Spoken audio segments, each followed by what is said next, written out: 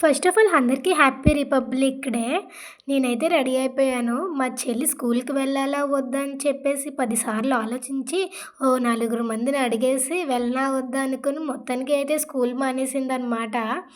ఇంక చూడండి ఎంత ముద్దుగా చదువుకుంటుందో.